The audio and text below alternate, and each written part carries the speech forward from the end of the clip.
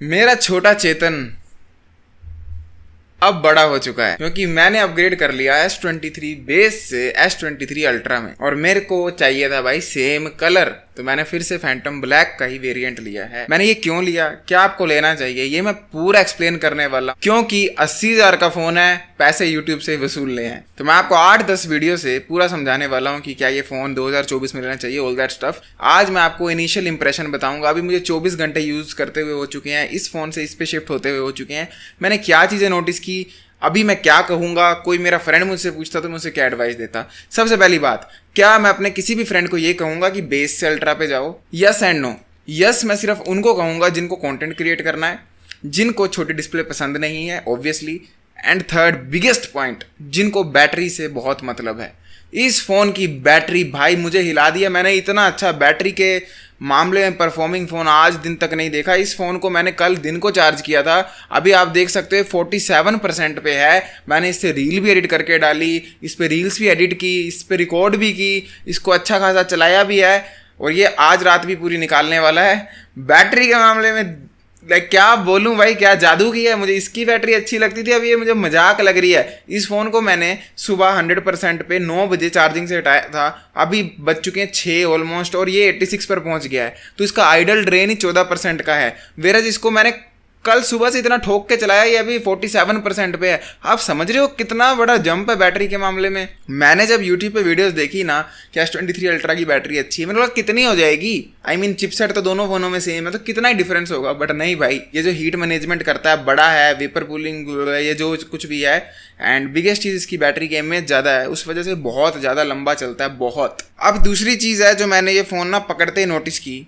ये कितना बड़ा फोन है और कितना घटिया फोन है लुक्स के मामले में। चलो सच बोलता हूँ, ये फोन मेरे को ना सुंदर भी लगता है, बदसूरत भी लगता है। ऐसे ये फोन बड़ा प्रीमियम सा है, कितना प्यारा कलर है, टेबल पे पड़ा हो तो सुंदर लगता है, सब है। फ्यूचरिस्टिक सा भी लगता है साइबरपंक गेम की दुनिया का ऐसे शार्प एजेस वाला फोन ले लिया कोई। बट भाई ये क्या है Samsung, what the hell is this? बंदा मारना है क्या? किसी को खींच के पटाखा मार दूं उसको खून निकल जाएगा? इतना पैना ब्लेड लगा दिए कोने पे, और ये कितना स्लीक था, कर्वी कर्वी दोनों तरफ से सर्कल स्टाइल। तो भाई डिज़ाइन के मामले में मैं आज भी S23 बेस को बेटर बोलूँगा। पर मैं फिर कह रहा हूँ ये फ़ोन सुंदर बड़ा है, सुंदर जेन्युइनली है, सुंदर ये भी था। पर ये सुंदर के साथ हैंड होल्डिंग में अच्छा था, हल्का था, और ये कर्वी था, अच्छा लग रहा है। और ये पैना सा लग रहा है, डब्बा लगता है, बॉक्स लगता है, जिस वजह से ना ये भले ही इन हैंड अच्छा लग रहा है। कोई मैं चलूंगा जरूर मेरे को कॉम्प्लीमेंट करेंगे, बट स्टिल ये क्या है, कोने कर्व नहीं बना सकते तुम लोग, ये क्या बना दिया है? मेरे को बड़ा गुस्सा आ रहा है देख कर ये कि सामने से अच्छा, पीछे से अच्छा, हैंड होल्डिंग में अच्छा, पर ये कोने भाई साहब 15 मिनट फ़ोन को पकड़ लो तो कोने चुभ जाते हैं, घुस जाते हैं हाथ के अंदर। और अगर आप इस फ़ोन के लिए कवर लेते हो तो भाई कवर से ये और बल्कि फ़ोन हो जाता है। ये बड़ी गंदी डिज़ाइन चॉइस लगी कि ऐसे बना दिया, दिखने में सुंदर लगता है, ये ऐसे प्लेन प्लेन फ्यूचरिस्टिक लुक आती है, पर कर्वी होना चाहिए था, पता नहीं क्यों नहीं कर्वी किया इन्होंने। अच्छा, अब मैं आपको बताता हूँ कि क्या डिस्प्ले साइज़ बड़े होने से फ़र्क पड़ता है।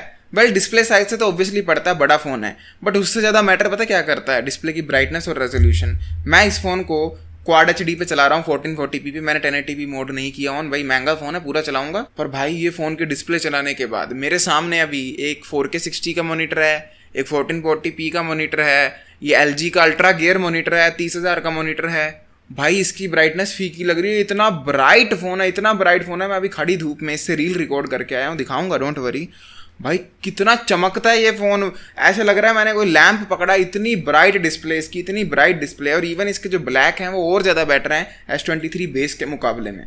पर मैंने एक चीज़ नोटिस की है कि इवन तो ये फ़ोन ब्राइट ज़्यादा है, पर जो ऑटो ब्राइटनेस सेंसर है वो इसका मुझे ज़्यादा अच्छा लगा। जब मैं दोनों फ़ोन साथ में चला रहा था ना, मैंने एक चीज़ नोटिस की कि S23 बेस जो है ये अच्छे से मेंटेन करता है अपनी ब्राइटनेस कि किस समय कितनी देनी चाहिए बेस्ट व्यूइंग एक्सपीरियंस के लिए। वेरस ये हल्का सा लेस ब्राइटनेस मोड में रहता है, पता नहीं क्यों, थोड़ा सा फ़र्क होता है पर होता है। तो मेरे को लगा था ये दोनों phone same OS, same brand, same series के हैं, तो ऑटो ब्राइटनेस सेंसर भी सेम वर्क करेगा। बट नहीं, इसका थोड़ा सा कम ब्राइटनेस में आता है, इसका ज़्यादा में आता है। बट भाई ऐसे मैं डिस्प्ले क्वालिटी की बात करूँ, ब्राइटनेस लेवल की बात करूँ, इनसेन, फिनोमिनल, द बेस्ट। मेरे मोनीटर फेल हो गए यार इसके आगे, इतनी ब्राइट डिस्प्ले है, इतनी ज़्यादा ब्राइट, खड़ी धूप में देख लो पूरा दिखता है, इससे कोई दिक्कत ही नहीं होने वाली तुम्हें। अब बात करता हूँ मेरी फेवरेट चीज़ के बारे में, जिसके मामले में तो मैं S23 बेस को नहीं चलाने वाला। ये कितना भी प्यारा फ़ोन हो, मेरे को कितना ही पसंद हो, मैं इसे नहीं चलाऊंगा। इसकी वजह से ये जो पीछे कैमरा दिया है ना भाई, एक सेकंड आप ये फुटेज यहाँ पर चल रही है ना देखो, मैं म्यूट कर रहा हूँ, आवाज़ सुनने का कुछ फ़ायदा नहीं, माइक यूज़ किया है, आप मेरी आवाज़ अभी सुनो और ये वीडियो देखते रहो। भाई ये वीडियो जब बन गई ना तो उस वक्त मेरे दिमाग में ऐसा था कि कितनी की अच्छी होगी, क्या ही होगी, मतलब इससे कितना ही जंप मिल जाएगा। भाई जब मैंने ये वीडियो देखी मेरा मुंह लिटरली ऐसा था कि ये क्या है, मेरे सोनी के कैमरा से ज़्यादा बेटर क्वालिटी। ऑब्वियसली नहीं है, बट जो इसने धूप में कलर एडजस्टमेंट की है, अपने आप उसमें एक्सपोजर मेंटेन करके रखा है, कंट्रास्ट ऐड किया, भाई मैं हिल गया देखकर। इतनी प्यारी क्वालिटी, इतनी प्यारी क्वालिटी।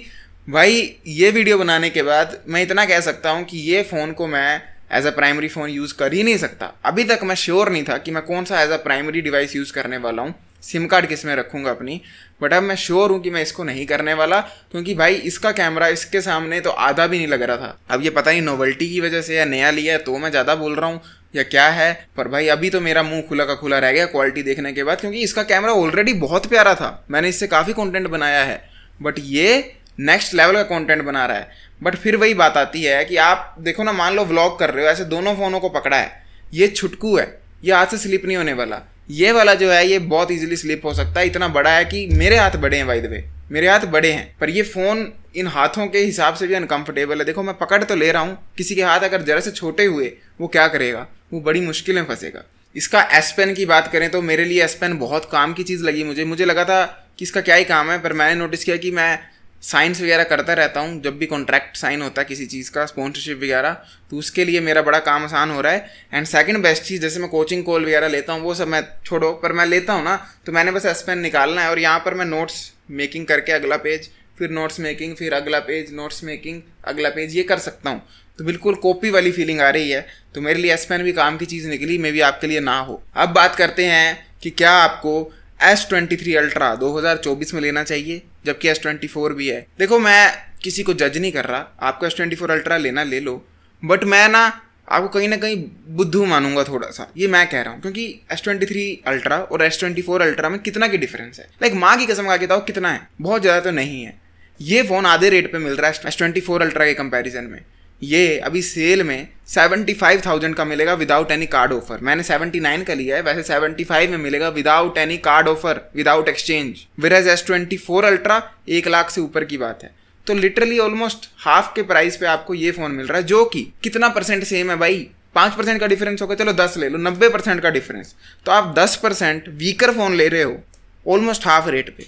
समझ आ रहा है मैं क्या कह रहा हूँ?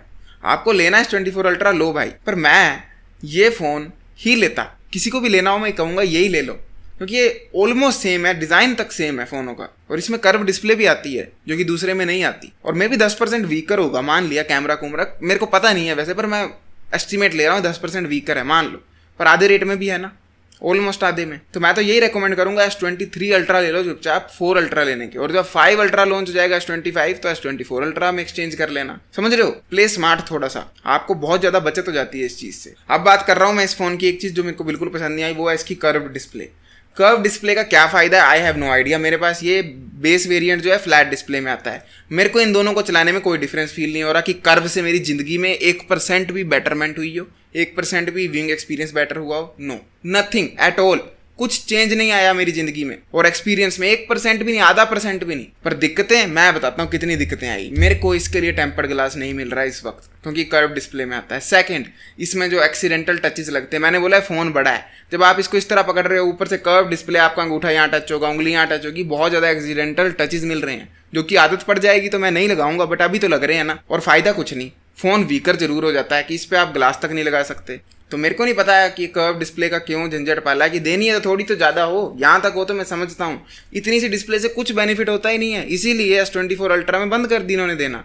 एटलीस्ट फ़ोन को आप सिक्योर तो रख सकते हो इस फालतू की चीज़ से। और एक और चीज़ मुझे नहीं पसंद आई कि फ़ोन वाइड बड़ा ज़्यादा है, सिर्फ S पेन की वजह से। अब S पेन का मेरे को तो बेनिफिट है, पर कितने लोग S पेन यूज़ करेंगे? बहुत कम, जिनको एक्चुअल में S23 फ़ोन लेने के बाद S पेन से बेनिफिट होगा ज़िंदगी में, बहुत कम बंदे हैं। उनको आप बेफजूल में इतना चौड़ा फ़ोन दे रहे हो, और उसी की वजह से, S पेन की ही वजह से इनको यहाँ पर ये वाले शार्प एजेस देने पड़ रहे हैं। अगर S पेन ना हो तो ये मोस्ट प्रोबेबली से कर्व भी कर सकते हैं, बट अभी के लिए इन्हें शार्प ही रखना पड़ रहा है। समझ रहे हो मैं कहाँ जा रहा हूँ इस बात से? एक और बहुत बड़ा मैंने अपग्रेड महसूस किया वो था स्पीकर की क्वालिटी में। इस फ़ोन के स्पीकर लाजवाब हैं। मैंने जो MI Pad 6 बताया था कि उसके स्पीकर कितने अच्छे थे, इसके भी उतने ही मज़ेदार स्पीकर हैं, मतलब उससे थोड़े कम है। इवन तो वो टैब है इतना बड़ा है, ऑब्वियसली उसके बेटर होंगे, बट इसके भी लाजवाब स्पीकर है। मेरे को स्पीकर में बड़ा डिफरेंस महसूस हुआ, पर मेरे लिए जो बिगेस्ट डिफरेंस था वो बैटरी में ही था। मुझे आप लोगों का नहीं पता ना, पर मेरे लिए दो चीज़ें सबसे बड़ी जो प्रायोरिटी होती है ना, वो होता है कैमरा और एक होती है बैटरी। मेरे को परफॉर्मेंस से इतना फ़र्क नहीं पड़ता, मैं मोबाइल पे गेम खेलता नहीं, और सोशल मीडिया ऐप आजकल ऑलमोस्ट सब फ़ोन ही चला देते हैं एक्सेप्ट एक्जीनस की MKC या टेंसर का टेंशन। बाकी सारे ऑलमोस्ट सोशल मीडिया एक्सपीरियंस तो डिसेंट देते हैं और मैं वही चलाता हूँ। तो मेरे लिए बिगेस्ट प्रायोरिटी होती है बैटरी एंड कैमरा, और उस मामले में ये फ़ोन इसको तो भाई बुरे हाल से उड़ा रहा है, एंड मार्केट में मैक्सिमम मिलने वाले फ़ोनों को उड़ाएगा। तो अगर आप मेरे से ज़रा सा भी रिलेट कर रहे हो या करते हो मेरे यूजेज पैटर्न वगैरह से, तो ले लो भाई ये फ़ोन। और यूजेज पैटर्न से याद आया कि इस फ़ोन ने अभी तक मेरी यूजेज पैटर्न पूरी तरह डिटेक्ट नहीं किया। इसे नहीं पता मैं किस तरह का यूज़र हूँ, स्टिल ये इतनी बैटरी दे रहा है। मैं तो सोच रहा हूँ जब ये यूजेज पैटर्न को डिसाइड कर लेगा तो उसके बाद भी 1 घंटा बैटरी बैकअप तो बढ़ जाता है, तब ये कितना बढ़ाएगा। बाकी 100x जूम वगैरह तो मज़ेदार चीज़ है भाई। मैंने अपने पापा को दिखाई इस तरह कि पापा आप देखो 100x जूम, और फिर मैंने ये कुत्ते की फ़ोटो खींची तो पापा हिल गए, बोलते था कुत्तिया ये अख भी लुब्बा ये थू। तो उनके लिए बड़ा ऐसा शॉकिंग था कि ये मेरे को अपनी आँख से कुत्ती की आँख नहीं दिख रही और तूने फ़ोन से कर ली। एट द एंड फिर यही कहूँगा कि ये फ़ोन मेरे को लग रहा है बड़ी अच्छी अपग्रेड है कंपेयर टू बेस फ़ोनों के। और अगर अभी आप मार्केट देखोगे तो आपको सेल में ये फ़ोन कहने को 37 का मिलेगा, बट मान के चलो 45 का मिलेगा, एंड ये जो है ये 75 का मिलेगा। तो कितने का फ़र्क हुआ? 55, 65, 75। ये 30,000 महंगा है। तो क्या 30,000 का डिफरेंस है इन दोनों फ़ोनों में? वो आपके यूजेज पैटर्न पे डिपेंड करता है। अगर आप कैमरा यूज़ करने वाले बंदे हो तो ऑब्वियसली 30,000 का फ़र्क है। अगर आप फ़ोन को लंबा चलाना चाहते हो बैटरी के मामले में तो भी 30,000 का फ़र्क है। बट आप ऐसा बंदा हो जिसको बैटरी से इतना मतलब नहीं है, जिसको कैमरा से भी इतना मतलब नहीं है, तो उसको वो 30,000 वेस्ट ऑफ मनी लगेंगे, एक्सेप्ट उसको डिस्प्ले बड़ी मिल जाएगी। That is it. तो क्या आपको बेस की जगह ये लेना चाहिए? Your wish. परफॉर्मेंस तो दोनों में सेम है, पर कैमरा बैटरी अलग लेवल है। और हीटिंग की बात करूं तो हीट तो ये फ़ोन में बिल्कुल नहीं होता, ये भी नहीं होता। पर एक चीज़ नोटिस की कि बेस जो है जब भी हीट होता है वो कैमरा के आसपास होता है, इधर। ये वाला फ़ोन नीचे से होता है, बीच से, यहाँ के एरिया से। तो ये मुझे नोटिस हुआ। बाकी हीट मैनेजमेंट तो इन दोनों चिपसेट में ही तगड़ी थी जो भी S23 में आए थे। आप मेरे को कमेंट सेक्शन में सारे आइडियाज़ दे दो आपको क्या क्या चाहिए, क्योंकि मैंने कहा मेरे को इस पे 8-10 वीडियो बनानी है फ़ोन पे, ताकि मेरा एटलीस्ट हाफ मनी तो रिकवर हो जाए। Thank you for watching this video. I will see you next time. Till then as usual, Bablu don.